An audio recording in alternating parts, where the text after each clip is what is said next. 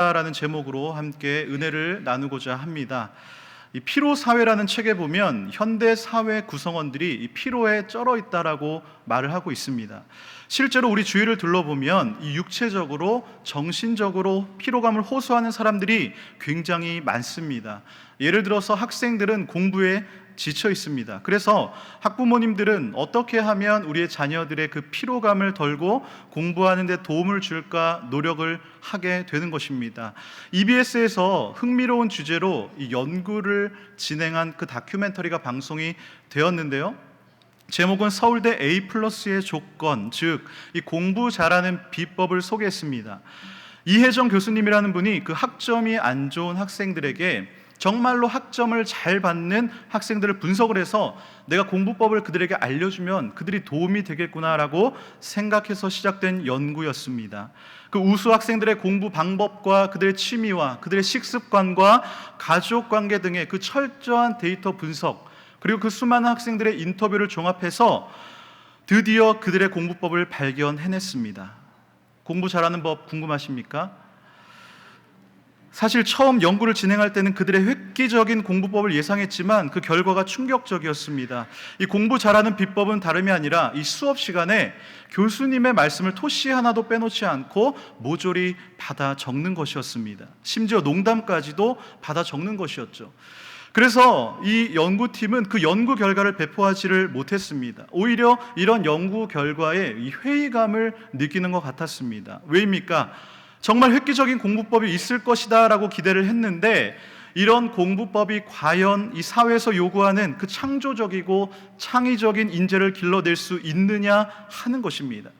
성적 지상주의 아래 학생들은 본질적인 학문을 탐구하는 것보다는 성적을 잘 받기 위한 그 최선의 방법을 위해서 모든 에너지를 쏟아붓고 있다라는 것이죠. 여기서 얼마나 많은 학생들이 피로감을 느끼는지를 모릅니다. 1등급이 아니면 인정받지 못한다라는 그 불안감과 그 스트레스에 시달리고 있다라는 것이죠. 그런데 이 좋은 성적이라는 그 성과에 매달려서 최선의 방법을 찾아 나서는 것은 학교에서만 일어나는 일이 아닙니다.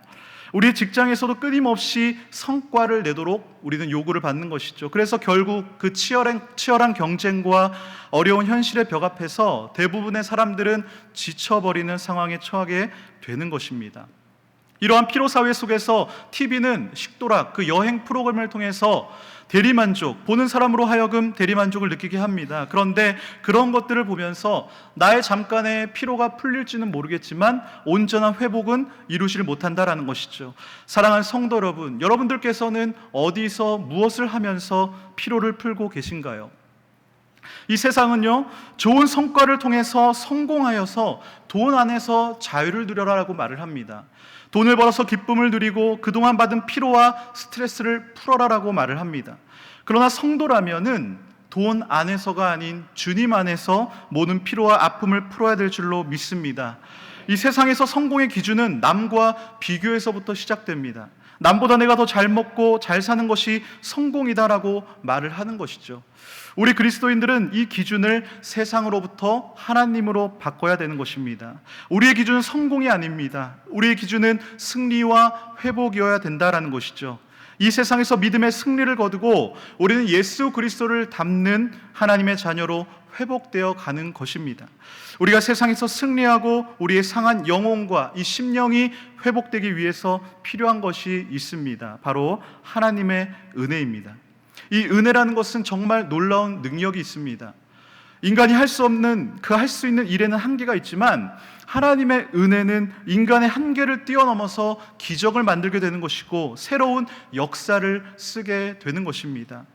특별히 오늘 본문 말씀을 보면 그 은혜의 새로운 역사를 보여주고 있습니다. 오늘 본문을 통해서 우리와 함께 하시는 그 하나님의 은혜를 체험하는 시간이 되시기를 소망합니다. 이 요한복음은요, 예수님이 누구신가, 예수님이 어떤 분인가에 대해서 아주 잘 설명해 놓은 성경입니다. 그래서 저는 개인적으로 이 요한복음을 정말 좋아하고 즐겨 읽는 성경 중에 하나라고 난 자부할 수가 있는 것이죠. 오늘 우리가 함께 읽은 본문도 보면 우리가 믿는 예수님께서 어떤 분이신가에 대해서 우리에게 잘 알려주고 있습니다. 지금 예수님께서는 사마리아, 갈릴리, 가나를 거쳐서 이제 예루살렘에 올라가십니다. 예수님께서 예루살렘에 올라가셔서 어디로 가셨습니까? 2절 말씀을 보면 예루살렘에 있는 양문 곁에 히브리 말로 베데스다라 하는 못이 있는데 거기 행각 5이 있고라고 말을 하고 있습니다. 예수님께서 지금 예루살렘에 오셔서 양문 곁에 이 히브리 말로 베데스다라는 하는 연못으로 가셨습니다. 여기서 베데스다라는 말은 이 히브리어로 베이트와 헤세드라는 말의 합성어입니다. 이 베이트라는 말은 집이라는 뜻이고 헤세드라는 말은 은혜, 자비라는 뜻입니다. 그러므로 베데스다라는 그 뜻 합치면 무슨 뜻이 됩니까? 이 자비의 집, 은혜의 집이 되는 것이죠. 그런데 거기에 행각이 5개가 있었다라고 말을 합니다. 그리고 그 안에 많은 병자들이 있었습니다.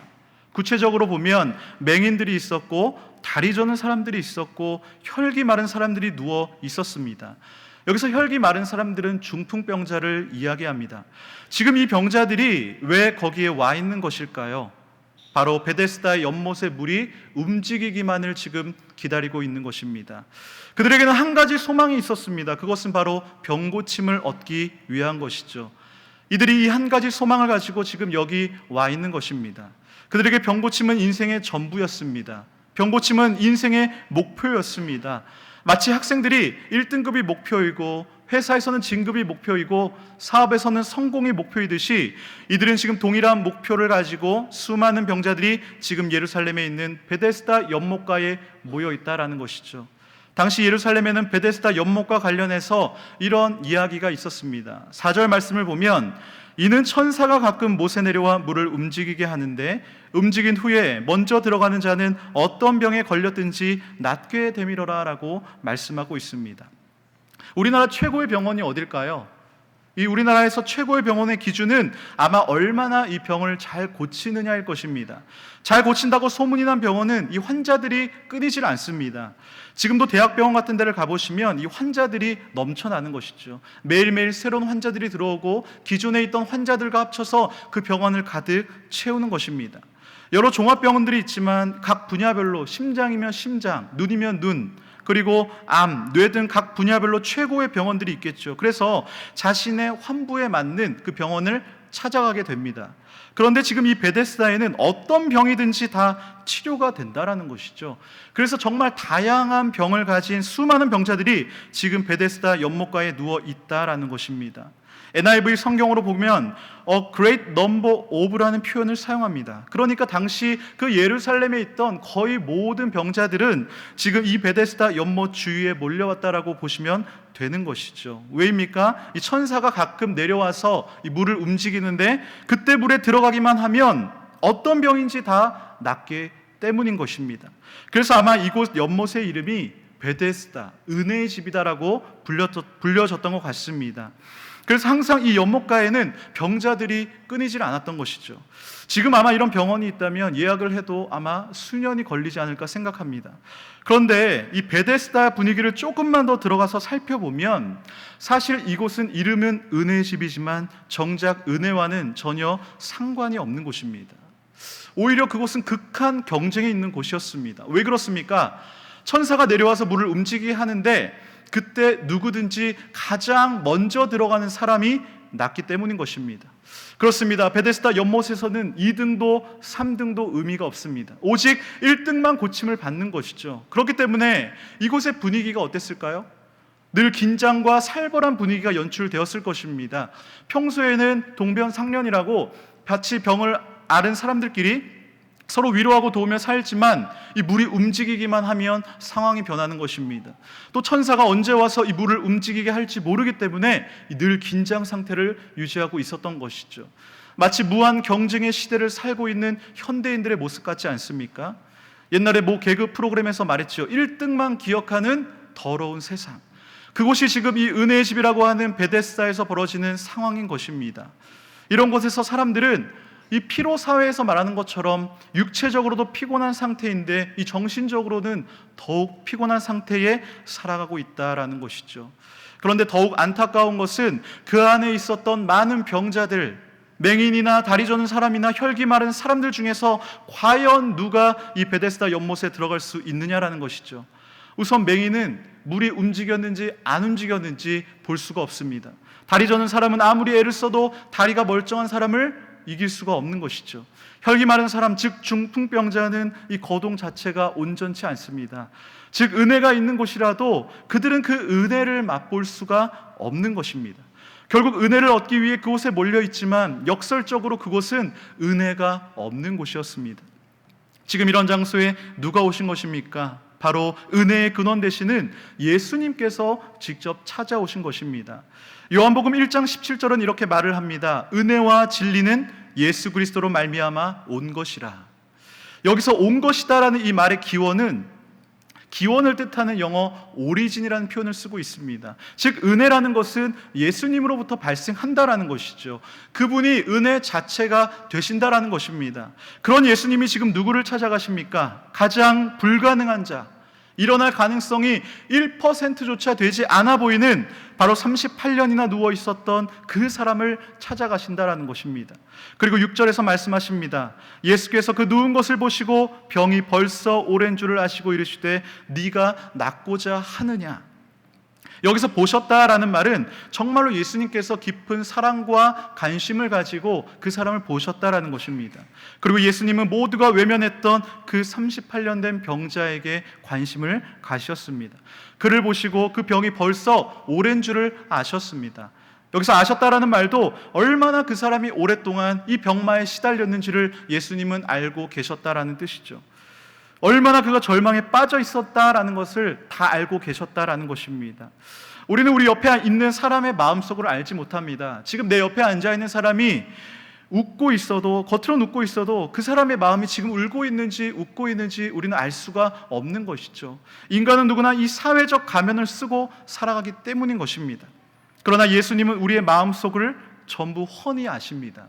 요한복음 2장 25절에서 말합니다. 그가 친히 사람의 속에 있는 것을 아셨습니다. 예수님께서 38년의 병자의 그 절망과 그 마음의 고통과 아픔을 아시고 그를 불쌍히 여기셨습니다. 그에게 은혜를 베풀기를 원하셨던 것입니다. 예수님이 38년 된 그 병자의 누운 모습을 보시고 이미 그 병이 오래된 줄 아시고 그가 얼마나 고통받고 있는 줄을 아시고 말씀하시는 것이죠. 네가 낫고자 하느냐. 그렇다면 이에 대한 그 38년 된 병자의 대답이 무엇입니까? 7절 말씀을 보면 병자가 대답하되 주여 물이 움직일 때에 나를 못에 넣어주는 사람이 없어서 내가 가는 동안에 다른 사람이 먼저 내려가나이다. 38년 된 병자가 이 물이 움직일 때에 자기를 그 연못에 넣어주는 사람이 지금 없다라고 하소연하고 있습니다. 자신이 가는 동안에 남들이 먼저 들어가 버린다라고 원망을 하는 것이죠. 아마 이 병자는 이런 일을 여러 번 겪었던 것 같습니다. 38년이나 됐으니까 얼마나 수많은 그 실패를 겪었겠습니까? 그가 반복해서 실패를 경험하면서 자신에 대한 그 절망과 이기적인 사람들에 대한 그 원망으로 그 마음이 가득 차 있었던 것이죠. 그래서 이제 그가 낳고자 했던 그 뜨거운 열망도 상실한 채 아무런 희망도 없이 그냥 거기 죽치고 앉아 있었던 것입니다. 자포자기한 것이죠. 나는 아무리 해도 안 될 것이 분명해. 이렇게 생각하는 것을 고정형 사고방식이라고 합니다. 이 고정형 사고방식을 가진 사람은 실패를 두려워합니다. 실패를 피합니다. 실패에 직면했을 때에 그 자아의 위협을 느끼는 뇌파를 보낸다라고 합니다. 그래서 결국에 그 상황을 회피하거나 포기하거나 모든 것은 운명이듯이 자기 합리화를 시킨다라는 것이죠.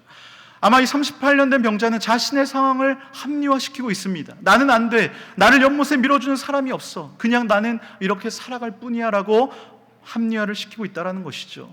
저와 여러분들도 그럴 수가 있습니다. 반복되는 그 실패를 경험하면 나의 자신감을 잃어버리게 되고 자존감마저 바닥을 치는 모습을 우리는 보게 되는 것이죠. 나는 안 돼. 나를 도와주는 사람이 없어. 이 사회가 나를 버렸어라고 표현하는 것입니다. 그런데 만약 이 사람이 자비와 은혜의 실체 되시는 그 예수님을 알아보았다면 어떻게 대답했을까요? 예수님, 제가 낫고자 합니다. 나를 불쌍히 여겨 주시옵소서. 나에게 은혜를 베풀어 주시옵소서라고 외쳤을 것입니다. 적극적으로 아마 예수님께 매달렸을 것입니다. 주님의 은혜를 아마 사모했을 것입니다.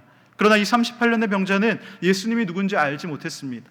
그래서 낫고자 한다고, 나를 불쌍히 여겨달라고, 나에게 자비를 베풀어 달라고 대답하지 못하고 그저 나를 연못에 넣어주는 사람이 없다라고 하소연하고 세상을 원망했던 것이죠. 그런데 이것이 바로 우리의 모습이 아닐까요? 이 고정형 사고방식에 사로잡혀서 나의 실패 앞에 무릎을 꿇고 나는 더 이상 안 되는구나 라며 누워있지는 않으십니까? 아니면 세상의 베데스다를 바라보면서 물이 움직이기만을 기다리고 있지는 않으십니까? 이 세상의 구조를 탓하면서 나의 환경을 원망하고 있지는 않으십니까? 나를 못에 넣어주는 사람이 없어요. 어떻게 사람들이 이렇게 야박할 수 있습니까? 라고 외치지는 않으십니까? 우리가 진정한 은혜의 근본 되시는 그 예수님을 제대로 알아야 될 줄로 믿습니다. 그분을 절대적으로 의지해야 되는 것이죠. 지금 예수님께서 38년 된 병자에게 뭐라고 말씀하십니까? 8절 말씀을 보면 예수께서 가라사대 일어나 내 자리를 들고 걸어가라 하셨습니다. 예수님께서는 지금 그 사람을 책망하지 않으십니다. 지금 네가 내가 누군지 알지도 못하느냐? 따지지도 않으시는 것이죠.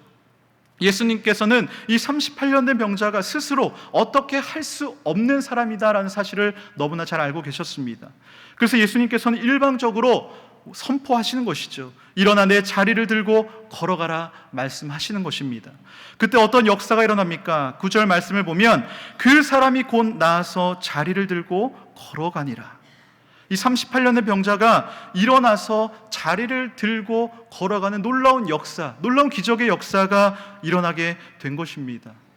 예수님께서는 말씀으로 천지를 창조하신 창조주 하나님이십니다. 이 천지 만물을 말씀으로 창조하신 예수님의 그 말씀의 능력이 바로 이 38년 된 병자를 낫게 했던 것이죠. 누워있던 그가 일어나서 자리를 들고 걸어가게 하신 것입니다.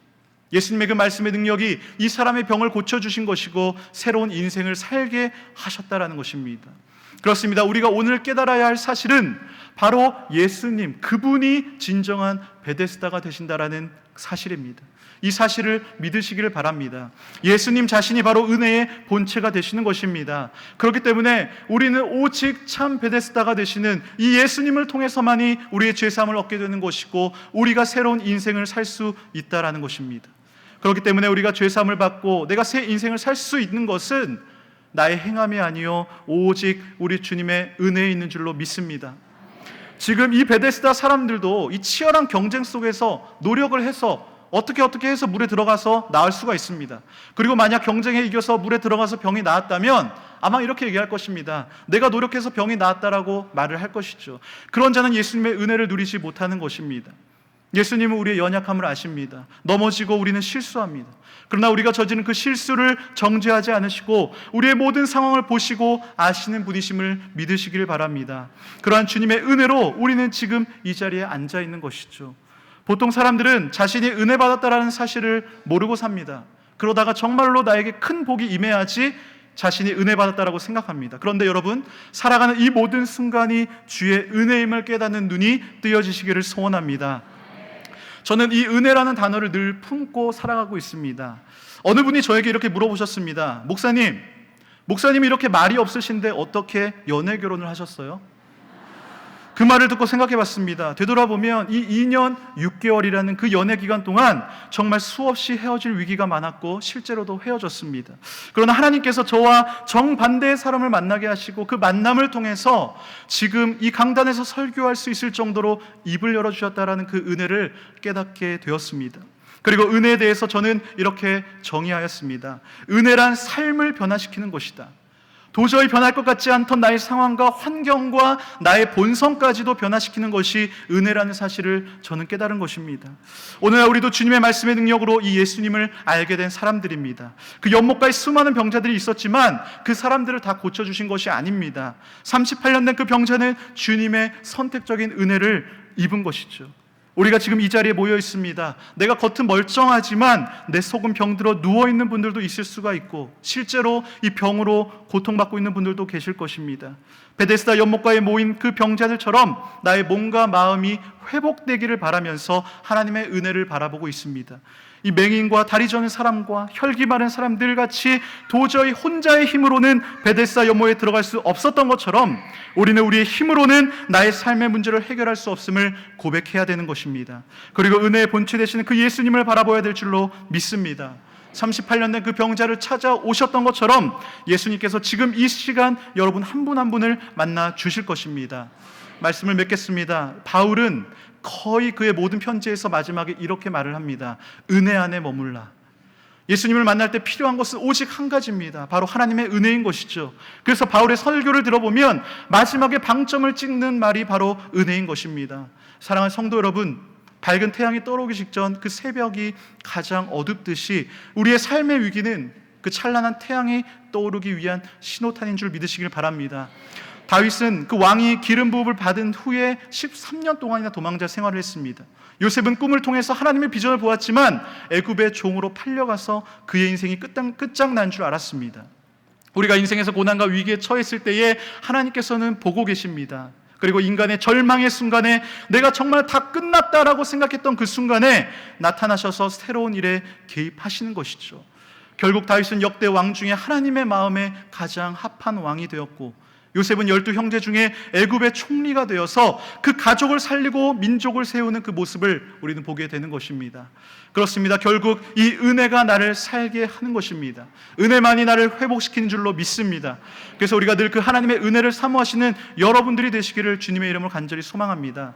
은혜만이 나를 살게 합니다. 은혜만이 이 피로 사회에서 나를 회복시키는 것이죠. 이 주님의 은혜의 바다로 뛰어들어가시기를 바랍니다. 마지막으로 히브리서 4장 16절은 이렇게 말씀합니다. 그러므로 우리는 긍휼하심을 받고 때를 따라 돕는 은혜를 얻기 위하여 은혜의 보좌 앞에 담대히 나아갈 것이라. 이 은혜의 보좌는 바로 예수님을 말하는 것입니다. 하나님은 우리에게 때를 따라 돕는 은혜를 얻기 위하여서 기도의 문을 열어놓으신 줄 믿습니다. 그래서 우리가 하나님의 긍휼하심을 구하면서 간절히 기도하시길 바랍니다. 우리가 은혜 보좌 앞에 담대히 나아가시길 바랍니다. 하나님의 은혜로 내가 처한 나의 그 어려운 문제들 주님 나라 이기게 하여 주시옵고, 주님의 은혜로 내가 다시 일어나 걸어갈 수 있는 새 힘을 주시옵소서라고 그 은혜 보좌 앞에 담대히 나아가시는 이 시간 되시기를 주님의 이름으로 소망합니다. 우리 함께 찬송가 302장 부르시면서 준비한 예물을 올려드리겠습니다.